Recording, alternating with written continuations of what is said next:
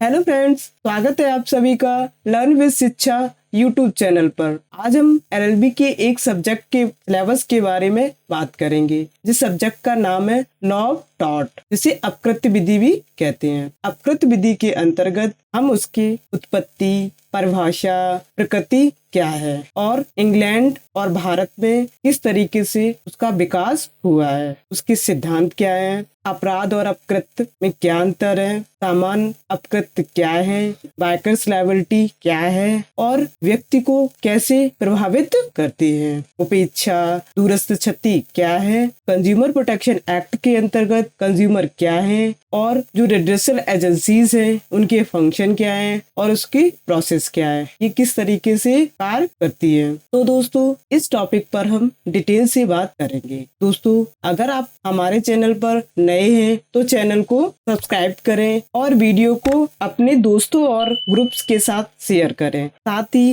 Bell icon को press जरूर करें, जिससे आप डेली के करंट लीगल अपडेट इश्यूज के वीडियोस को मिस आउट ना करें। आप हमारे टेलीग्राम चैनल को भी ज्वाइन कर लें, लिंक आपको डिस्क्रिप्शन में मिल जाएगा। तो दोस्तों, बात करेंगे लॉ ऑफ टॉर्ट्स पर। लॉ ऑफ टॉर्ट्स को अपकृत्य विधि कहते हैं। इसके अंतर्गत हम 2 एक्ट्स पढ़ेंगे। First is MB act 1988, motor vehicle act. Second act consumer protection act 1986, उपभोक्ता संरक्षण अधिनियम 1986। लॉ ऑफ टॉर्ट्स का जो सिलेबस है उसके अंतर्गत जो टॉपिक्स हम पढ़ेंगे वो इस प्रकार है। First topic evolution, definition, nature and scope of torts. इसके अंतर्गत हम अपकृत्य विधि की उत्पत्ति कैसे हुई है, उसकी डेफिनेशन क्या है, परिभाषाएं किस तरह डिफाइन की गई है, प्रकृति क्या है और स्कोप्स ऑफ टॉर्ट्स, अपकृत्य विधि का क्षेत्र क्या है। Its development bye courts in England and India. जो विकास हुआ है न्यायालयों का भारत और इंग्लैंड में, कि किस तरीके के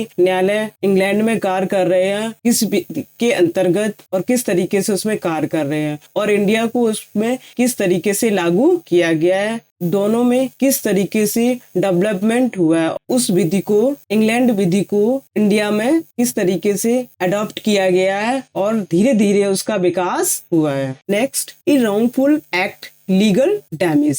सदोष अपकृत्य क्या है या दोषफुल कार्य क्या है। लीगल डैमेज एंड विधिक क्षति, यहाँ पे 2 सिद्धांतों को डिफाइन किया गया है। वो सिद्धांत है डैमनम साइन इंजूरिया एंड इंजूरिया साइनम डैमनम। डैमनम साइन इंजूरिया का मतलब है बिना हानि के क्षति, एंड इंजूरिया साइन डैमनम का अर्थ है बिना क्षति के हानि। इन दोनों सिद्धांतों को यहाँ बताया गया है विद केस लॉज के, कि किस तरीके से इन सिद्धांतों को इंडियन केसेस में अप्लाई किया जाता है। Next, joint and several tort features. संयुक्त और सेबलर अलग अलग अपकृत्य फीचर्स क्या है और वो किस तरीके से संयुक्त रूप से या अलग अलग से लोगों को उस तरह की यातनाओं को झेलना पड़ता है और किस तरीके के उनको वो फेस करते हैं। वह कौन कौन सी यातनाएं हैं जो कि ज्वाइंटली और सेपरेटली फेस करना पड़ता है। Next, tort distinguish from crime and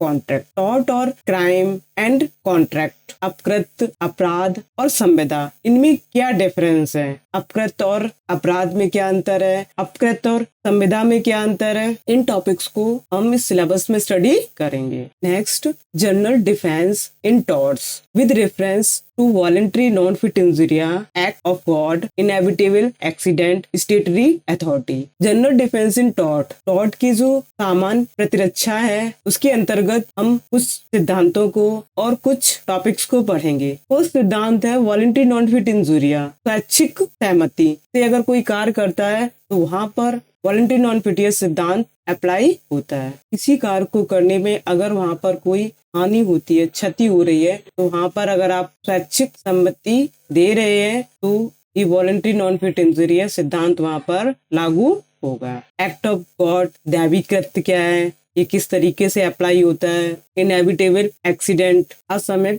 दुर्घटनाएं क्या है या असंभावी दुर्घटनाएं। स्टेटरी अथॉरिटी, कानूनी प्राधिकार। इन सभी टॉपिक्स को हम डिटेल में पढ़ेंगे। Vicarious liability with reference to master liability for act of servant. Vicarious liability प्रतिनिधित्व दायित्व के अंतर्गत मास्टर लायबिलिटी, मालिक का क्या दायित्व है। एक्ट्स ऑफ सर्वेंट, जब कोई नौकर कार्य कर रहा है तो उसके अंतर्गत उसके मालिक का क्या दायित्व होगा। Absolute and strict liability, absolute liability under the motor vehicle act 1988। Absolute liability, strict liability, पूर्ण दायित्व क्या है, कठोर दायित्व क्या है, पूर्ण दायित्व किस तरीके से लागू होगा इसको हम, और स्ट्रिक्ट लायबिलिटी किस तरीके से लागू होगी, ये दोनों सिद्धांतों को हम मोटर व्हीकल एक्ट के अंतर्गत पढ़ेंगे। इसके जो सेक्शन है जो हमें इस सिलेबस के अंतर्गत पढ़ने हैं वो सेक्शन 140 से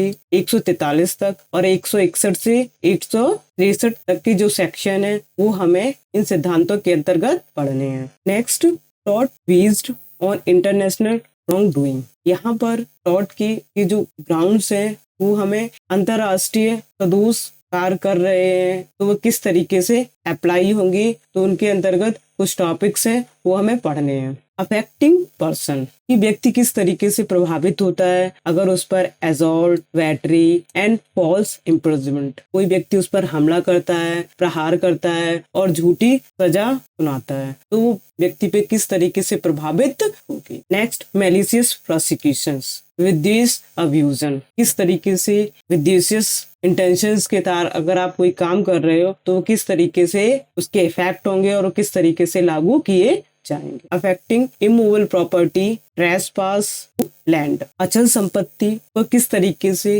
इफेक्ट होगा अगर वहां पर ट्रेसपास ऑफ लैंड, अगर भूमि पर अत्याचार किया जा रहा है, उस पर कब्जा किया जा रहा है, अवैध कब्जा किया जा रहा है तो वहां पर जो भी स्थावर संपत्ति है उस पर क्या प्रभाव पड़ेगा। ये सारे टॉपिक्स टॉर्ट के अंतर्गत हम पढ़ेंगे। दोस्तों, आशा करती हूँ ये वीडियो आपको पसंद आया होगा तो वीडियो को लाइक एंड शेयर करें। मिलते हैं आपसे नेक्स्ट वीडियो में। Thank you.